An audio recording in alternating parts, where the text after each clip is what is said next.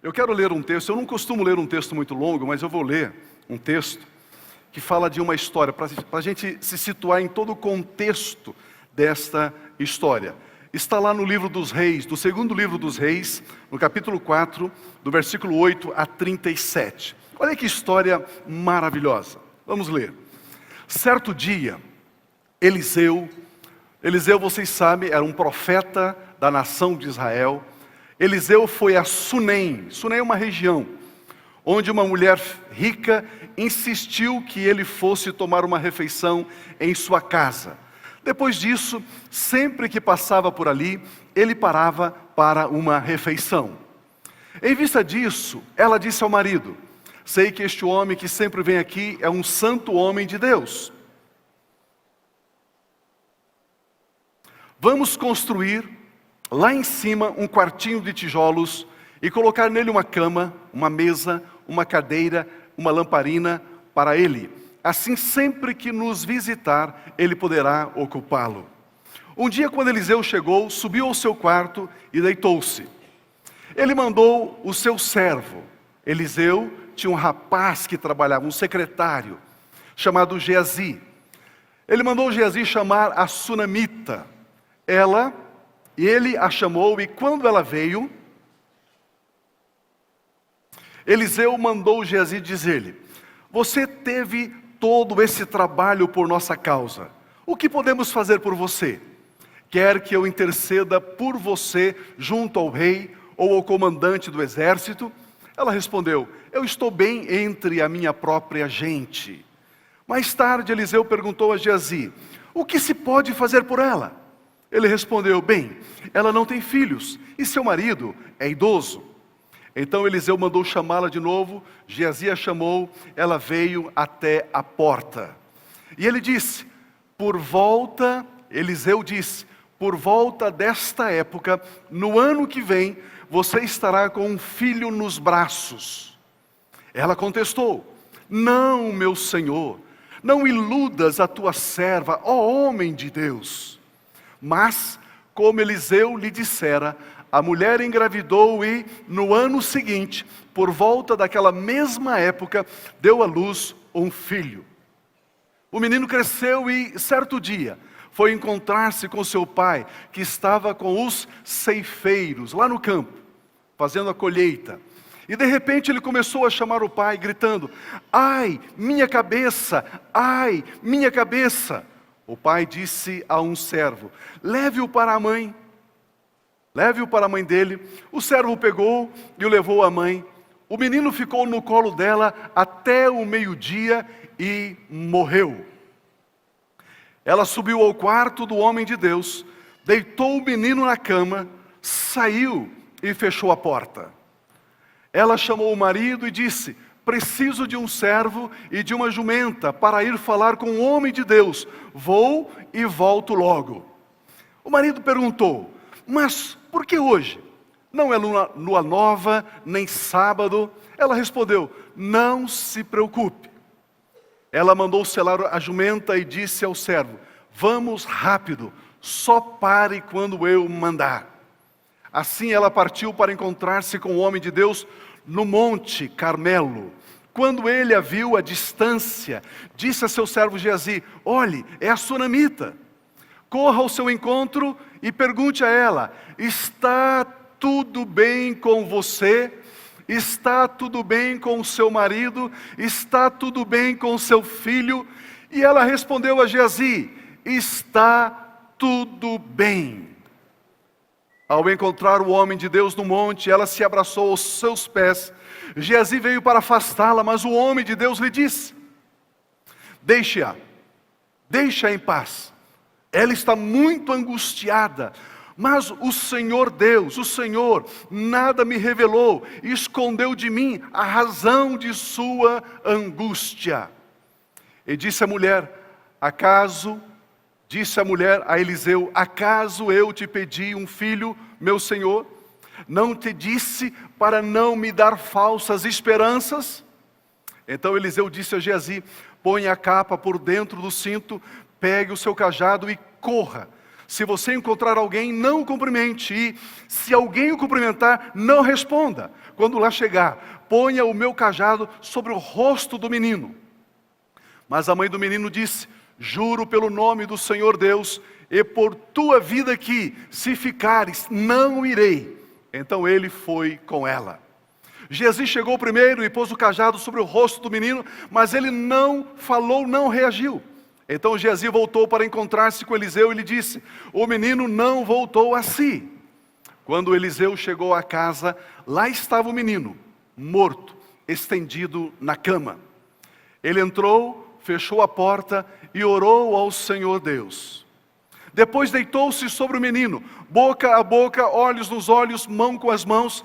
Enquanto se debruçava sobre ele, o corpo do menino foi se aquecendo. Eliseu levantou-se e começou a andar pelo quarto, depois subiu na cama e debruçou-se mais uma vez sobre ele. O menino espirrou 7 vezes e abriu os olhos. Eliseu chamou Geazi e mandou chamar a sunamita, e ele obedeceu. Quando ela chegou, Eliseu disse: pegue, tome seu filho. Ela entrou, prostrou-se a seus pés, curvando-se até o chão. Então pegou o filho e saiu. Aleluia! Graças a Deus. Queridos, que história impressionante, né? Se você não fez o seu devocional hoje, só essa leitura aqui é um devocional. O que é um devocional? É um tempo que você devota, que você separa para a leitura bíblica, para a oração. Então, que texto tremendo, fantástico, maravilhoso. Nós temos aqui essa história impressionante. Uma mulher bondosa, muito rica. Ela tinha um problema impossível para os homens resolverem. Ela era uma mulher estéril. E nós sabemos que uma mulher estéril, naquele contexto social daquela época, daqueles dias, era uma mulher desprezada, era uma mulher sem valor. Porque as mulheres tinham que gerar filhos. Este era o valor principal de uma mulher. E essa mulher era uma mulher estéril. Nesta época, o seu marido já idoso. Então podemos ver aqui um casal idoso sem filhos. Essa mulher decide, com a concordância do marido, hospedar o profeta Eliseu em sua casa. Eliseu costumeiramente passava pela cidade, por essa região, perto da casa dessa mulher. Então agora, essa mulher, movida por uma profunda compaixão, conhecida aqui como a sunamita, mulher de Sunem, ela decide fazer um quarto para o profeta Eliseu, e quando ele viesse por aquelas paragens, ela poderia então recebê-lo na sua casa. É interessante que Eliseu, o homem de Deus, constrangido por tanto amor, por tanta atenção, por tanto carinho, declara que Deus dará um filho àquela mulher que sempre o hospedava. O menino nasce no tempo determinado pela palavra do homem de Deus, pelo profeta Eliseu. Cresce saudável. É a alegria daquela casa, a alegria daquele casal. Sempre promovendo a felicidade daquela família. O texto diz que quando o menino tinha aproximadamente uns 10 anos de idade, ele vai com o seu pai ao campo. Era a época da colheita, era a época da cega, momento de alegria, de festividade, de muita celebração. Subitamente, esse menino sente uma forte dor de cabeça. Fala para o pai: pai, está doendo a minha cabeça, papai, minha cabeça está doendo. E o pai então diz a um dos funcionários: leve depressa o menino para sua mãe. E o texto diz que a mãe toma o menino nos braços, coloca-o no colo, e quando chega aproximadamente ao meio-dia, este menino morre. Este menino morre. Aquela mãe, com o seu filho nos braços, sobe e vai até o quarto onde costumeiramente Eliseu pernoitava, ficava. Coloca o corpo do seu filho sobre a cama do profeta Eliseu. Fecha a porta. Diz para o marido: eu preciso de uma jumenta e de um dos servos, porque eu vou até o Monte Carmelo. O marido diz: mas por quê? Isso não está na agenda, não é nenhum momento especial. Ela diz: não se preocupe, não se preocupe. Aí então aquele servo albardou o jumento, enselou o jumento, ela montou no jumento e disse: vamos apressadamente. Chegando perto do Monte Carmelo, o profeta Eliseu vê a mulher e diz: olha, é a mulher lá da região de Sunem, ela é sunamita. E pergunte para ela, como está o marido? Como está o filho? Como ela está? Como estão indo as coisas? Geazi, o secretário, o moço, o servo de Eliseu, vai encontrar-se com a sunamita e pergunta. E ela diz: tudo vai bem. Tudo está muito, muito bem. Como uma mãe que havia deixado o seu único filho morto em casa, quando perguntada como estavam as coisas, como essa mãe podia responder: tudo está bem. Tudo está bem. Ela disse ao próprio marido, depois que havia deixado o menino lá no quarto, disse: tudo está bem. Eu vou falar com Eliseu e volto logo. Não se preocupe, esposo. Tudo está bem. Por que essa mulher teve essa conduta, esse comportamento? Por que essa mulher agiu assim? Quais são as lições que eu e você podemos aprender com esta mulher? Primeiro pensamento, depois dessa introdução: a verdadeira realidade. A verdadeira realidade. O apóstolo Paulo, escrevendo uma das suas cartas, ele escreveu aos Colossenses, no capítulo 3, versículos 1 e 2, ele traz algo impressionante aqui. Colossenses 3, 1 e 2. O texto diz assim: portanto, já que vocês ressuscitaram com Cristo, procurem as coisas que são do alto, onde Cristo está assentado à direita de Deus. Mantenham o pensamento nas coisas do alto e não nas coisas terrenas. A palavra pensar aqui no grego é phironeu, que significa ter entendimento, pensar a respeito, concordar, dirigir a sua mente, focar a sua mente nas coisas que são do alto. Esse texto diz que existe duas realidades. Uma que a Bíblia chama as coisas do alto e outra que a Bíblia chama as coisas da terra. Esse texto diz que existem as coisas que são do alto e as coisas que são da terra. A mulher sunamita nos ensina uma preciosíssima verdade. Precisamos saber viver simultaneamente, preste atenção nisso, simultaneamente nessas duas realidades. A terrena e a celestial, a humana e a espiritual. Queridos, ouça isso. Quando alguém, um moço, uma moça, um homem, uma mulher, quando alguém aprende que existem essas duas realidades, e ele consegue caminhar, transitar nessas duas realidades simultaneamente, esta pessoa alcança um padrão, uma medida, um nível de vida extraordinário, ímpar, inigualável. O grande aprendizado é saber disso, é acionar essas duas realidades.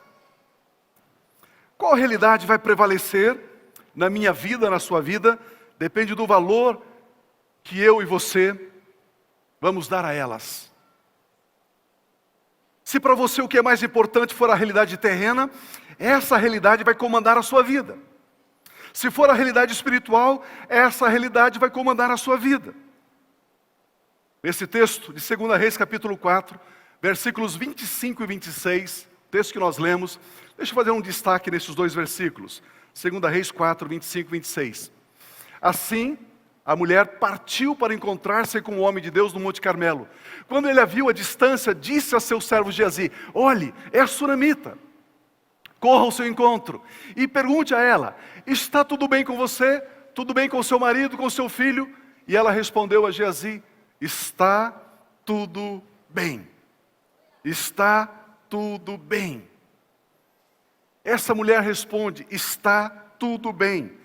Vai tudo bem. A pergunta é: esta mulher estava mentindo? Sim ou não? Não, não estava mentindo. Ela não estava mentindo. Essa história está aqui para nos ensinar algo maravilhoso, algo extraordinário. Olha o versículo 27, como estava a alma dessa mulher. Próximo versículo. Ao encontrar o homem de Deus lá no Monte Carmelo, ela se abraçou aos seus pés, Geazi veio para afastá-la, mas o homem de Deus lhe disse: deixa em paz, ela está muito angustiada.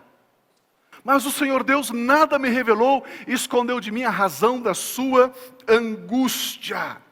A alma dela estava em amargura, em profunda tristeza, mas mesmo assim ela segue dizendo: vai tudo bem, tudo está bem. Por que que essa mulher se comporta assim? O que essa história está nos ensinando hoje? O quê? Vocês querem saber? Pergunta para mim, o quê? A Bíblia Sagrada, a Bíblia nos ensina que eu e você somos formados por espírito, alma e corpo. Espírito, alma e corpo. No nosso espírito existe a intuição, a nossa comunhão com Deus se dá no espírito, conforme Romanos capítulo 8. Comunhão, intuição está ali no espírito. E a consciência habita no espírito. A nossa alma, ela é composta por mente, vontade e emoções. Mente, intelecto, razão, vontade, emoções, sentimentos. E tem o nosso corpo físico, a materialidade do nosso ser aqui na terra. Isso está lá na carta de Paulo aos Tessalonicenses, do capítulo 5, você pode ler em casa depois. Você pode falar o que sente e pensa a sua alma, ou você pode falar o que está lá no seu espírito. A nossa alma, ela é alimentada pelos 5 sentidos. Se vocês não gazearam essa aula no colégio, vocês sabem quais são os 5 sentidos: visão, audição, tato, paladar e olfato. O que a nossa alma capta, recebe através dos 5 sentidos. O input, a alimentação da nossa alma é pelos 5 sentidos. A alma capta os sentimentos, as circunstâncias. A alma fala de emoções, desejos, pensamentos. A alma está conectada com a terra, com a materialidade das coisas. O espírito, ele é alimentado pelo Espírito Santo que habita no nosso espírito. Ele é alimentado pela palavra de Deus. A palavra de Deus no nosso espírito, a Bíblia chama de revelação. A palavra de Deus no nosso espírito, a Bíblia chama de revelação. O nosso espírito, a Bíblia diz, sempre está pronto. O nosso espírito tem a presença constante do Espírito Santo. O nosso espírito tem amor, ele tem paz, longanimidade, fé, domínio próprio, temperança, esperança, gozo. Já está no nosso espírito, porque estes são os frutos do Espírito Santo no nosso espírito. Tudo isso já está em você. A paz já está em você, a alegria já está em você. A fé, a confiança, a certeza, a ousadia, tudo isso já habita em você, dado por Deus, pelo Espírito Santo de Deus, ao teu espírito. Quem é que vai comandar a sua vida? O seu espírito ou a sua alma? A alma da mulher sunamita, o texto diz que estava triste, amargurada, angustiada. O espírito daquela mulher estava em paz, confiante e seguro. Se ela permitisse que a alma falasse, a alma da mulher sunamita expressaria tristeza, angústia, aflição, rancor, ódio, desespero. Mas, como ela permitiu que o espírito dela falasse, o espírito dela expressou: tudo vai bem. Tudo vai bem. Graças a Deus. Você sabe que a palavra aleluia significa louvado seja Deus. Você sabe que a palavra amém significa assim seja, eu concordo. Louvado seja Deus. Queridos, se isso está na Bíblia, se Deus quer nos ensinar isso, você pode imaginar a dimensão de existência, a dimensão de ser, minha e sua, se aprendermos a permitir que o nosso espírito comande as nossas vidas? Você pode imaginar o que acontece com esse ser humano? Segundo pensamento, vendo corretamente. Vendo corretamente. Tudo depende de como nós enxergamos as situações, de como nós vemos as situações. Você precisa aprender a acionar os olhos do Espírito. Você precisa aprender a ver o milagre. Você precisa aprender a ver a mudança. Você pode ver, você precisa aprender, você precisa acionar os olhos do teu espírito e ver. Você pode ver algo diferente. Você pode ver além das circunstâncias, além das dificuldades, além desse momento. Deixe-me te ajudar. Se você puder, por gentileza, feche os olhos e imagine uma camiseta branca.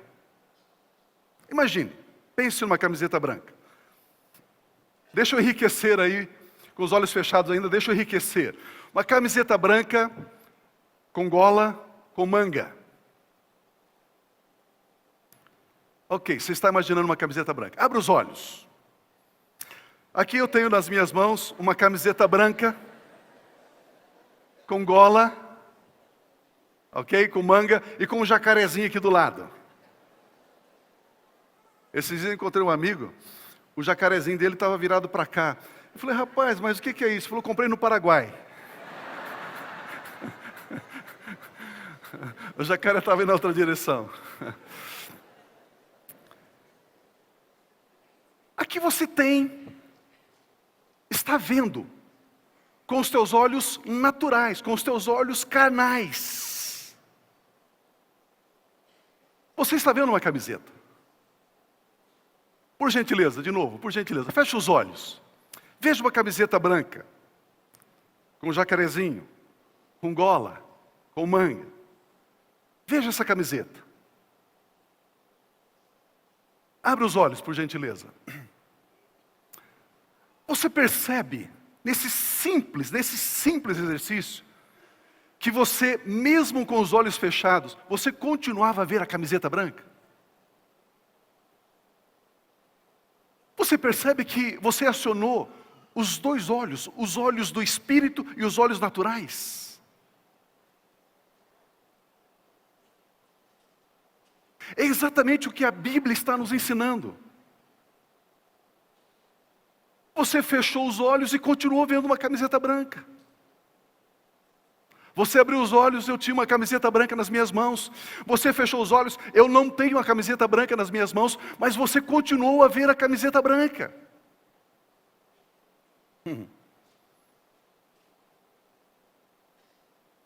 Quando você aciona o seu olhar espiritual, essa imaginação espiritual, você está olhando com os olhos do Espírito.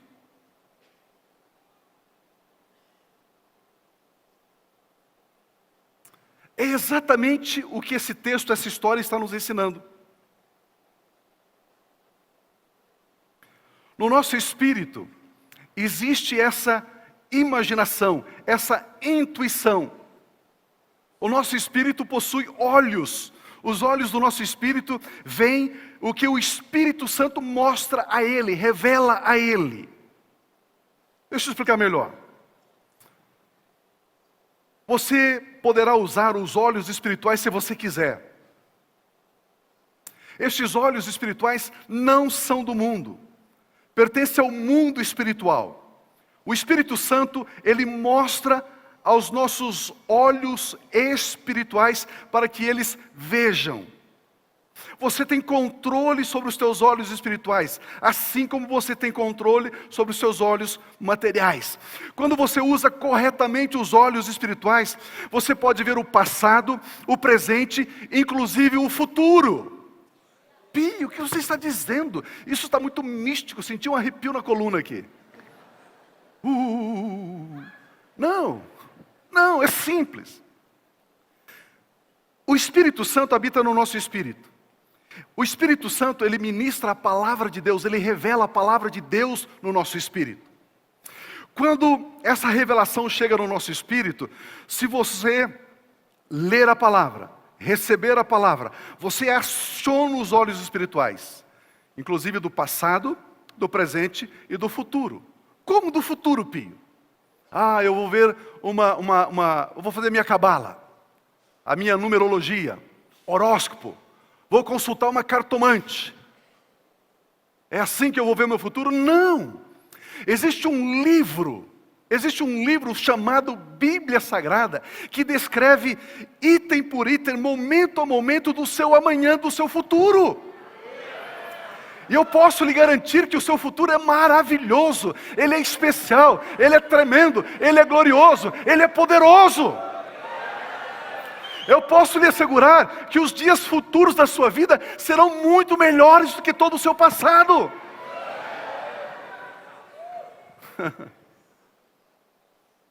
Uau! Aleluia! Louvado seja Deus! A palavra de Deus mostra, ela revela. E você pode, olhando a palavra de Deus, enxergar. Deixe-me ajudar a você a entender melhor isso. Preste atenção nisso. Preste atenção nisso. Os teus olhos espirituais, eles são iluminados pela palavra de Deus. Pela palavra de Deus.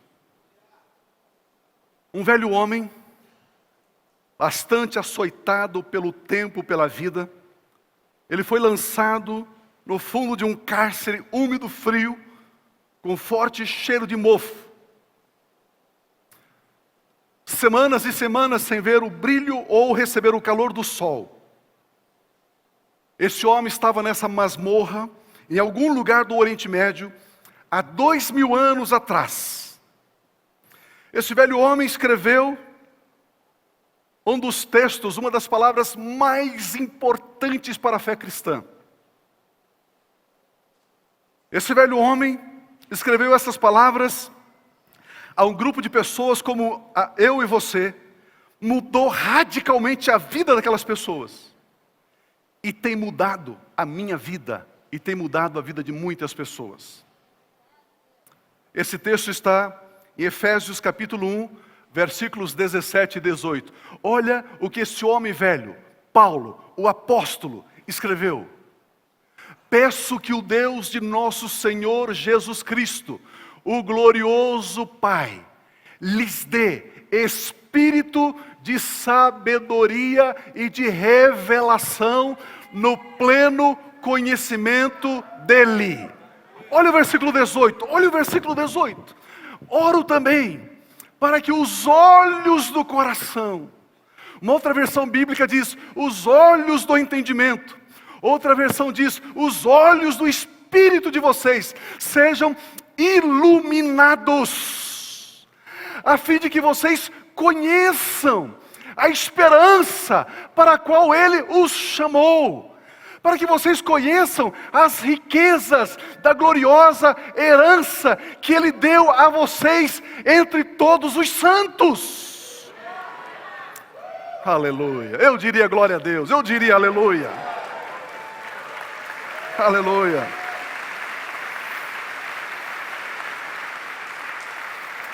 Graças a Deus. Paulo, o apóstolo, conhecia os olhos do Espírito. Ele conhecia também os olhos humanos. Ele sabia exatamente como tudo isso funcionava. Mesmo na prisão, se alguém perguntasse a Paulo: Paulo, como é que você está? Ele diria: tudo vai bem. Paulo, como você está? Jogado nessa masmorra, nesse cárcere, mofando aí, Paulo, como você está? Ele olharia para você, ele expressaria um sorriso largo e diria a você: eu posso todas as coisas naquele que me fortalece.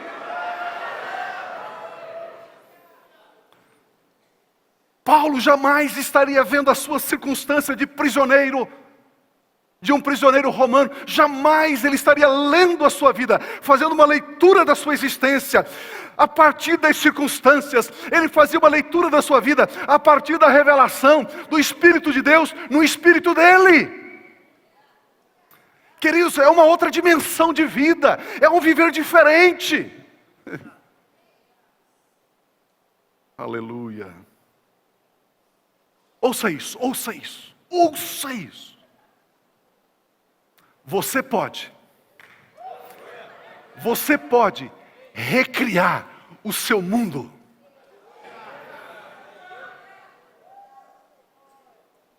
É chocante, mas é verdade. Você pode recriar o seu mundo. Você pode ser um outro aluno no colégio, um outro aluno na faculdade. Você pode ser um outro funcionário na empresa onde você está. Você pode ser um outro empresário. Você pode ser um outro pai, uma outra mãe, um outro jovem, um outro adolescente. Você pode ser uma outra pessoa, se você assim desejar. Aleluia. Você pode acionar e ver as verdades espirituais. Você pode ver e desfrutar daquilo que a palavra de Deus está te revelando. Deixa eu ensinar aqui uma lição bem prática. Quando você vê a palavra de Deus, quando você lê a palavra de Deus, essa palavra é aplicada no teu espírito. E quando você ora a palavra que você vê, você recebe a palavra. Por exemplo, o Senhor é meu pastor, nada me faltará. Por exemplo, eu posso todas as coisas em Jesus que me fortalece. Quando você lê a palavra de Deus, ela vem ao teu espírito. E quando você escreve essa palavra, escreva. Ao escrever essa palavra, o Senhor é meu pastor, nada me faltará. Ao escrever a palavra, posso todas as coisas em Jesus que me fortalece. Ao escrever, agora comece a orar essa palavra. Ao começar a orar essa palavra transforma-se em palavra rema no teu espírito. Essa palavra é a palavra rema. Ao orar essa palavra que você recebeu no teu espírito, que você escreveu, ela se tornará tão real na sua vida que nada e ninguém poderá tirar essa realidade de você. Isso jamais poderá ser removido de você. Aleluia. Graças a Deus. Queridos, vejamos o texto de Josué capítulo 6, versículos 1 e 2. Josué estava substituindo Moisés. Josué estava entrando para conquistar a terra de Canaã. Uma tarefa árdua, difícil. Ele estava liderando cerca de 4 milhões de pessoas que haviam permanecido 40 anos no deserto. A primeira cidade a vencer, a conquistar, é a cidade de Jericó. O texto diz que Jericó estava completamente fechada por causa dos israelitas. Ninguém saía e nem entrava. Olha o versículo 2. Muda a versão para mim, por gentileza. Troca a versão lá, por gentileza. Então disse o Senhor Deus a Josué. Deus falou com Josué. Fala como, Pio? Fala no espírito da pessoa. Falou a Josué. Deus disse assim: olha. Diga comigo, olha. Veja. Olha, Josué, veja, Josué, eu entrego na tua mão Jericó, o seu rei e os seus homens valentes, valorosos. Queridos, Josué estava numa colina, numa elevação. E lá ele estava vendo Jericó. As muralhas de Jericó eram largas. Passavam as carruagens, os cavalos e carroças passavam em cima. Tinham casas edificadas sobre a muralha. Era uma cidade impenetrável, inexpugnável. Era uma fortaleza, era uma rocha impenetrável. Os habitantes de Jericó tinham tanta confiança nas muralhas que eles faziam festas ao anoitecer, faziam fogueiras, dançavam, cantavam, faziam jantares ali. Com isso eles estavam dizendo o seguinte: nós estamos desdenhando, desprezando vocês que querem invadir a nossa cidade. E era isso que Josué estava vendo dia após dia, durante vários dias. Uma cidade cerrada, fechada, impenetrável. Deus chega para Josué e diz assim: Josué, olha, veja o quê? Eu estou entregando nas tuas mãos a cidade de Jericó. Josué, enxergue o rei de Jericó se prostrando diante de você. Todos os guerreiros, os soldados, depositando as suas armas aos seus pés. Enxerga isso, Josué. Você consegue enxergar? Sim, Deus, eu estou vendo. A cidade é sua. A cidade é sua, Josué. Josué começou a ver nos olhos do Espírito as muralhas ruindo, as portas sendo colocadas abaixo, eles invadindo a cidade. Ele começou a ver, ele começou a enxergar, ele acionou os olhos do Espírito, porque ele tinha uma fórmula impressionante. A palavra de Deus no Espírito dele, mas a confissão da palavra transformou-se em rema, transformou-se em realidade. E você conhece a história. Israel vence, avança, marcha contra esta cidade. Nós temos aqui todos os elementos para recriar o nosso mundo. Nós temos a palavra de Deus, nós temos os olhos do Espírito, nós temos a declaração, orar o que os olhos do Espírito estão vendo. Recebemos a palavra de Deus em nosso espírito. O nosso espírito, temos aprendido isso aqui, possui a revelação da palavra de Deus. A nossa alma precisa crer. A nossa alma precisa crer na revelação.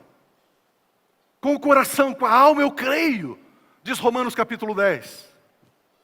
Agora então, você investe um tempo e começa a ver. Esse período entre receber a palavra, ler a palavra e ver, a Bíblia chama de meditação. Meditação. Vamos fazer um exercício aqui. Está escrito, posso todas as coisas em Deus que me fortalece. Posso todas as coisas em Deus que me fortalece. Ok? Isso está no teu espírito agora. Agora, você começa a meditar nisso. Pensar nisso. A palavra meditar, no hebraico é hagan. Hagan significa resmungar, proferir, dizer a si mesmo.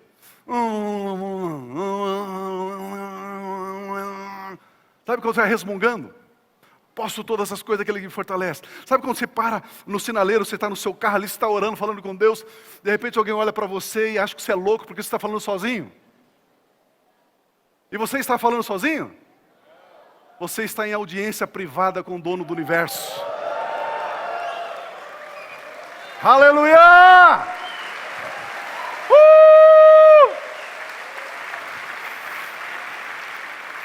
Você está meditando. Salmo 1, versículo 2. Livro dos Salmos, capítulo 1, versículo 2. Ao contrário, a sua satisfação está na lei. Tire a palavra lei ali e coloque palavra de Deus, vontade de Deus. Sua satisfação está na palavra de Deus, na vontade de Deus. E nesta palavra, nessa vontade, medita dia e noite. Pastor, eu sofro de insônia, eu acordo à noite, e aí eu rolo para lá, rolo para cá. Pastor, o que eu faço? Meu irmão, a coisa mais simples. Acordou? Pega um texto bíblico que você tem decor na sua mente e começa a meditar. Oh, aleluia, eu posso todas as coisas naquele que me fortalece. Ou eu sou como árvore plantada junto a ribeiro de águas, eu dou fruto na estação própria, as minhas folhas não caem, tudo quando eu faço prospera, aleluia. O Senhor é meu pastor, nada me faltará, deitar-me faz em verdes pastos, Ele guia-me mansamente para as águas tranquilas, Ele refrigera minha alma.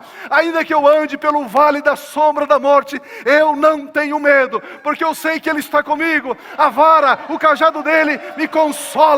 Ele prepara uma mesa na presença dos meus inimigos, Ele unge a minha cabeça com óleo, o meu cálice, a minha alma se transborda de alegria, porque eu sei, eu estou seguro, eu sei, eu sou inabalável, eu sei que eu habitarei, eu morarei na presença dEle, dos reis, do Rei dos Reis, do Senhor dos Senhores, do leão da tribo de Judá, do Cordeiro de Deus, habitarei na presença dEle, para sempre, sempre, sempre, sempre, sempre, e sempre, sempre, sempre.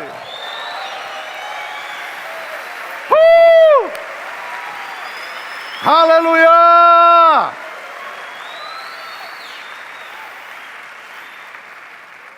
Acordou à noite, não tenta resolver os problemas do mundo, não tenta adivinhar quem vai ganhar as eleições, medita na palavra do Senhor, ore em espírito, ore em espírito, comece a dizer, comece a praticar. Último pensamento para a gente encerrar. Tudo vai bem. A mulher sunamita decidiu ser comandada pelos olhos do Espírito. A mulher sunamita decidiu confessar o que os olhos espirituais viam, e não os olhos da alma, os olhos do corpo, os olhos naturais. Essa mulher, ela não era prisioneira do mundo natural. Ela não estava escravizada às circunstâncias. Uau! Meu Deus! Essa mulher era livre no espírito. Livre no espírito. Olha o que acontece, 2 Reis capítulo 4, 36. 2 Reis 4, 36. Eliseu chamou a Geazi e mandou chamar a sunamita. E ele obedeceu, e quando ela chegou, Eliseu disse: pegue o seu filho, leve o seu filho, tome o seu filho, ele vive, ele vive. Pegue o seu filho, tudo vai bem, tome o seu filho agora com vida e saúde. Minha irmã, receba agora o seu esposo, cheio do Espírito Santo. Receba agora a sua esposa, meu irmão, cheia do Espírito Santo. Meu irmão, pegue a sua empresa, o seu negócio. Pegue agora, tome uma empresa abençoada, um negócio próspero. Pais, tome agora os seus filhos, a sua família, abençoada, cheio de vida. Curitibanos, tome a cidade de Curitiba, declara nessa cidade uma cidade de paz, uma cidade de harmonia, uma cidade de alegria, uma cidade que vale a pena morar. Povo brasileiro, tome a nação brasileira nas tuas mãos. Não pense no Brasil como um lugar que não tem jeito, que a corrupção domina, impera, que a malandragem, que a desgraça assola as ruas da nossa nação. Não! Aleluia. O profeta disse para a mulher: tome o seu filho, ele vive. Ele estava dizendo: receba seu filho, como você estava enxergando no seu espírito. Veja, meu irmão, minha irmã, olhe, a mudança já chegou. Deus troca a morte em vida, Deus troca a doença em saúde, Deus troca a tristeza em alegria. O reino espiritual é mais sólido do que o reino material. Romanos capítulo 4, versículo 17. Olha que escritura extraordinária. Como está escrito, Paulo escrevendo aos Romanos, ele usa uma expressão de Deus ali. Deus diz: eu constituí Abraão, pai de muitas nações. Aí Paulo diz ali: ele é o nosso pai aos olhos de Deus, em quem creu O Deus que dá vida aos mortos e chama à existência as coisas que não existem como se já existissem. Quando essa mulher estava dizendo, tudo vai bem, ela estava chamando de volta a existência do seu filho que morrera. Simplesmente ela estava fazendo isso. Queridos, isso é possível. Pio, eu tenho que pagar 10 mil reais amanhã, a minha conta está negativa, eu não tenho dinheiro. E aí, se eu disser isso, vai aparecer dinheiro na minha conta? Espera lá. Espera lá. Se você ficar a noite toda, roendo as unhas, acordado, brigando com a esposa, xingando o governo, vai aparecer dinheiro na sua conta? Não. Por que então? Você não dá uma chance para você, uma chance para Deus, ser Deus na sua vida.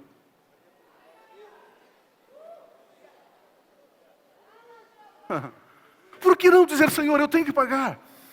Eu estou precisando de 10 mil reais essa semana. Deus, me dê uma estratégia.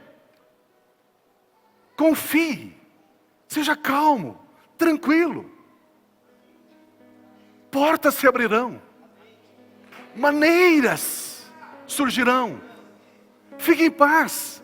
Creia, confie.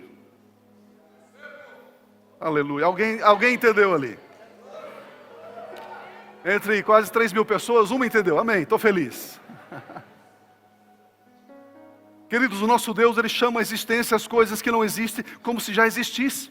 A mulher sunamita chama a existência seu filho que havia morrido. Ela olhou para a vida e não para a morte. Ela olhou para o celestial e não para o terreno. Ela se recusou a viver somente essa existência terrena. Chame a existência a paz no seu lar. Chame a existência a libertação do seu filho das drogas.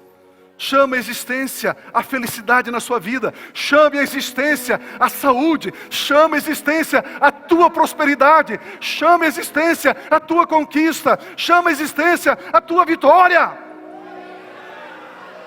Ai, ai, ai, ai, ai, ai, ai. Vocês não estão aqui hoje. Oh! Chame a existência. Fale alguma coisa, pense alguma coisa. Chama a existência aquilo que Deus tem prometido na sua vida. Ei, meu irmão, não terminou, não acabou. Você está apenas aquecendo os motores. Oh. Se você sentir liberdade, se você quiser e puder, coloque a mão no seu coração e diz assim: tudo que a palavra de Deus diz que eu sou, eu sou. Tudo que a palavra de Deus diz que eu posso, eu posso. Tudo que a palavra de Deus diz que eu tenho, eu tenho. Aleluia! Aleluia!